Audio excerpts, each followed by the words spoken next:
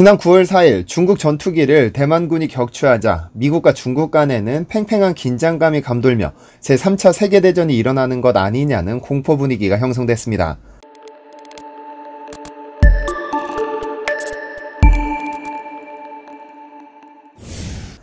안녕하세요, 디스멘터리입니다. 제2차 세계대전이 종료된 후 전 세계는 평화무드에 접어드는 것처럼 보였습니다.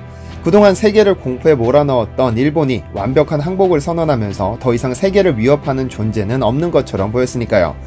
그런데 전쟁을 종식에 이르게 한 두 나라가 전쟁은 아니지만 전쟁보다 더 큰 위협으로 다가왔습니다. 언제든 전쟁이 일어나도 이상하지 않을 미국과 러시아의 냉전이 시작된 것이죠. 냉전 시기는 제2차 세계대전 이후부터 1991년까지 미국과 러시아의 전신인 소련을 비롯한 양측 동맹국 간 갈등, 긴장, 경쟁 상태가 이어진 대립 시기를 말하는데요.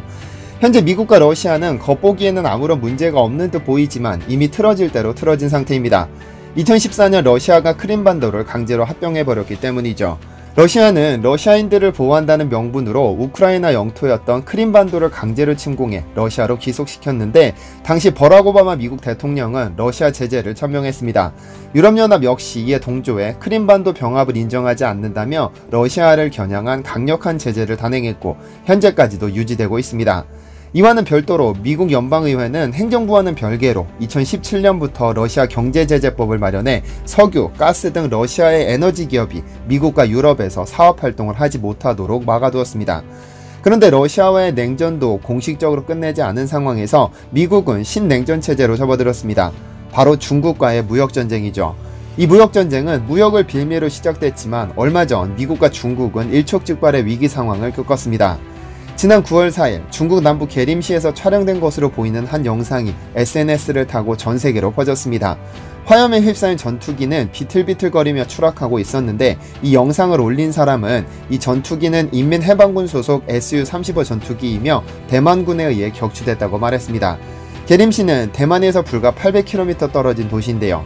그리고 한 남자가 들것에 실려가는 모습도 공개됐는데 전투기 조종사가 심각한 부상을 입은 것이 아니냐는 주장이 제기됐습니다. 대만 정부는 즉각 격추시킨 사실은 없다고 팔짝 뛰면서 거짓 정보라고 규탄한 반면 중국 당국이나 언론에서는 아무런 언급도 없이 지나갔습니다. 그런데 만약 중국 정부가 이를 사실대로 인지하고 대만을 침공했다면 어떤 일이 발생했을까요? 누가 승자가 될지는 알 수 없지만 적어도 제3차 세계대전이 발발했을 것이라 확신합니다. 중국의 대만 침공은 미국에 대한 선전포고와 같으니까요. 그런데 최근 중국이 지속적으로 군사력을 늘리며 힘을 과시하는 남중국해의 분위기가 심상치 않습니다. 미국과 중국은 최근 3달 동안 실전 같은 훈련을 치렀습니다. 그 시작은 중국이었죠.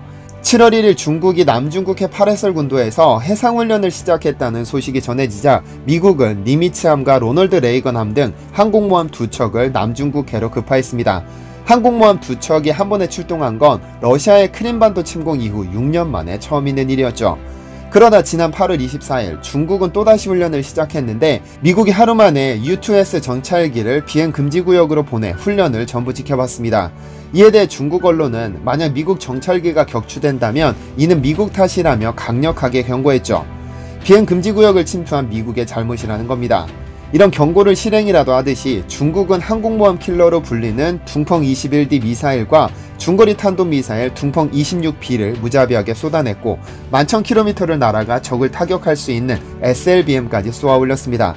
동시다발적으로 출발한 미사일은 최근 미 해군이 훈련했던 해역으로 정확히 떨어졌습니다. 홍콩의 한 언론은 만약 미국이 중국 본토를 공격한다면 미국도 그 피해가 만만치 않을 것이라고 평하기도 했습니다. 이에 대해 미국 역시 가만히 있지는 않았습니다. 핵무기를 과시했죠. 9월 2일 미국은 캘리포니아에서 대륙간 탄도미사일 ICBM 미니트맨3를 발사했고 잠시 후 남태평양에 떨어졌습니다. 태평양 너머 어느 곳이라도 마하 23의 속도로 날아가 30분 안에 전부 폭발시킬 수 있다는 의미였습니다. 현재도 치열하게 보이지 않는 전쟁을 치르는 이 두 국가는 과연 실제로 전쟁을 일으킬까요? 이 두 국가가 실제로 전쟁을 벌이게 된다면 가장 염려되는 부분은 바로 핵폭탄입니다. 자칫 지구 종말을 초래할 수 있는 위험한 무기이기 때문이죠. 그러나 두 국가 중 누구도 쉽게 물러설 것 같지는 않습니다. 이미 양국 모두 너무나 많은 핵무기를 보유하고 있기 때문이죠.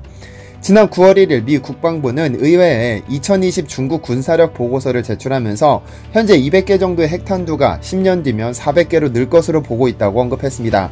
영국의 국제전략연구소 역시 현재 중국은 320기의 핵무기를 중국 전역에 배치했다고 밝혔으며 최근 개발을 완료한 둥펑 41은 250킬로톤의 핵탄두 12개를 싣고 14,000km까지 날아갈 수 있다고 하죠.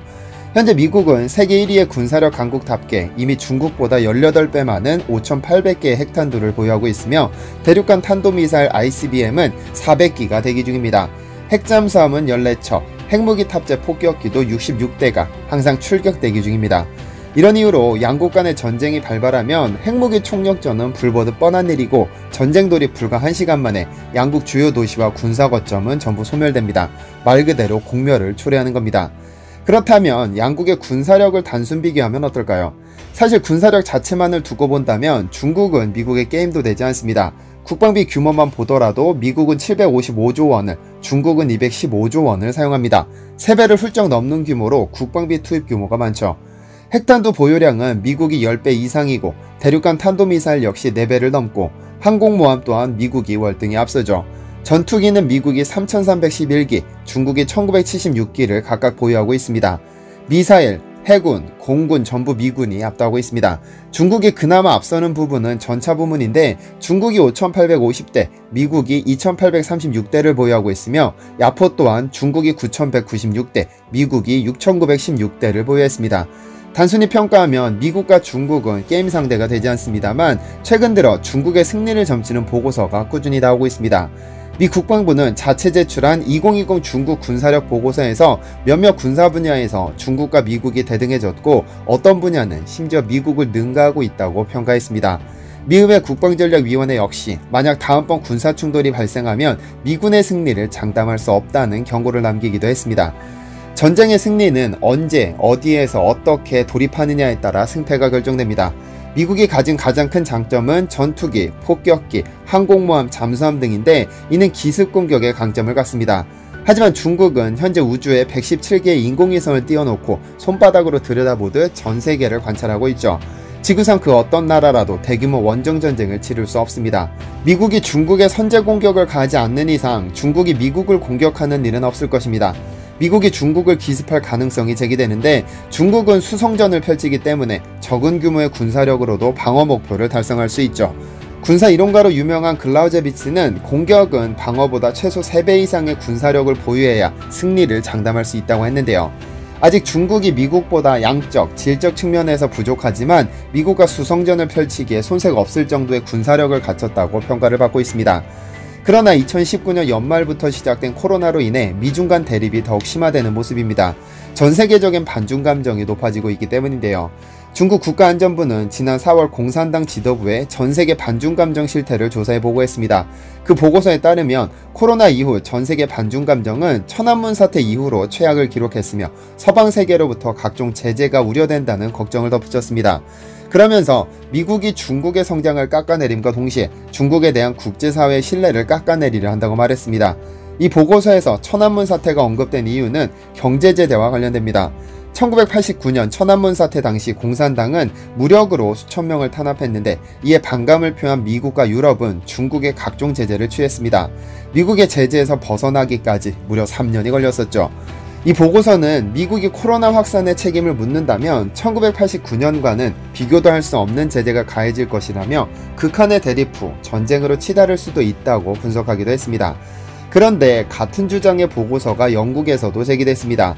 영국 파이낸셜 타임즈의 기디언 레크먼은 코로나 사태와 관련해 국가적인 조사가 이루어지지 않은 상태에서 미국과 중국 간 책임 공방이 이어지면 코로나로 인한 무력 충돌이 발생할지도 모른다고 경고했습니다. 실제로 트럼프는 코로나가 확산되기 시작하자 중국 우한의 한 연구실에서 유래됐다는 증거를 봤다면서 중국의 무능함을 탓하기도 했습니다. 이런 비난은 시간이 지날수록 강해졌는데 미친놈 등의 비속어를 쓰면서 중국이 경쟁 국가들의 경제를 무너뜨리기 위해 바이러스를 퍼뜨렸을 가능성이 있다며 노골적으로 중국을 경멸하기도 했습니다. 중국의 경우 코로나 사태와 관련해서 자신들에게 책임을 지우는 것에 대해 극도의 거부감을 표시해왔습니다. 지난 5월 말 아베 총리는 코로나 긴급 사태를 해제하는 자리에서 바이러스가 중국에서 전 세계로 확산된 것은 사실이라고 말했는데 중국이 이에 대해 경고를 남겼습니다. 중국 외교부 대변인은 코로나 바이러스의 기원은 과학자들의 몫이지 정치인들의 몫이 아니라며 정치적으로 이용하지 말 것을 주문했고, 환구시보는 호주처럼 대놓고 미국 편 들었다가는 국가이익에 절대 부합하지 않는다고 썼습니다. 왜냐하면 중국은 실제로 호주에게 강한 보복을 가했으니까요. 호주는 코로나 사태 초기 중국이 코로나 사태에 대한 책임을 져야 한다고 주장했는데 며칠 후 호주산 소고기 수입을 중단시켜버렸죠. 또한 호주산 보리에 대해 80%라는 경악스러운 반덤핑 및 상계 관세를 부과했는데요. 이는 중국을 잘못 건드렸다가는 큰 코 다친다는 의미였습니다. 뿐만 아니라 곧 장기 계약이 종료되는 호주와 중국의 LNG 수입 계약도 연기되지 않을 가능성도 제기되는 상황이죠. 말 한마디 잘못했다가 국가 경제에 치명적인 피해를 입게 됐습니다. 전 세계에서 손꼽히는 대국이라는 나라에서 하는 일 치고는 조금 속이 좁아 보이는 것은 사실입니다. 현재 미국과 중국은 표면적으로는 수출 불균형 해소를 위한 무역전쟁을 펼치고 있지만 전문가들은 신냉전 체제가 도래한 것으로 보고 있습니다. 2차 대전 이후 미국과 소련, 즉 러시아 간의 냉전 시대는 세계 패권국의 지위를 두고 최근까지도 이어지고 있습니다. 결국 그 대결에서는 미국이 승리했다고 보는 의견이 다수입니다. 그러나 현재 미국과 중국의 무역전쟁은 만성 무역적자 해소를 위한 미국의 보복관세를 이유로 들지만 그 이면에는 쇠퇴하는 패권국과 부상하는 도전국 간의 파워게임으로 보고 있습니다. 만약 단순히 무역 불균형 해소를 위한 것이었다면 적절히 관세를 부과해 불균형을 해소하면 됐을 문제지만 미국은 화웨이라는 중국 대표 기업을 고사시킬 계획인 듯합니다. 트럼프는 전세계 170개국의 통신장비를 판매하는 부동의 1위 화웨이가 정보를 중국으로 빼돌릴 수 있다며 미국에서 영업할 수 없도록 조치를 취한 것도 모자라 2020년에는 전세계 그 어떤 기업이라도 미국 기술이 약간이라도 사용됐다면 화웨이의 제품을 팔 수 없도록 조치했죠. 미국 정부에게 허가를 득한 후 판매하라는 것이지만 미국 정부가 이를 승인할 리는 만무합니다. 결국 화웨이가 아무런 영업활동을 할 수 없도록 만들어버렸습니다. 미중 무역전쟁이 한창이던 시기에 터진 코로나, 그리고 대만군의 중국 폭격기 격추, 그리고 양국 간 일촉즉발의 군사력 대치 상황, 이렇게 이어지는 연결고리의 끝은 어떻게 맺어질까요? 시청해주셔서 감사합니다.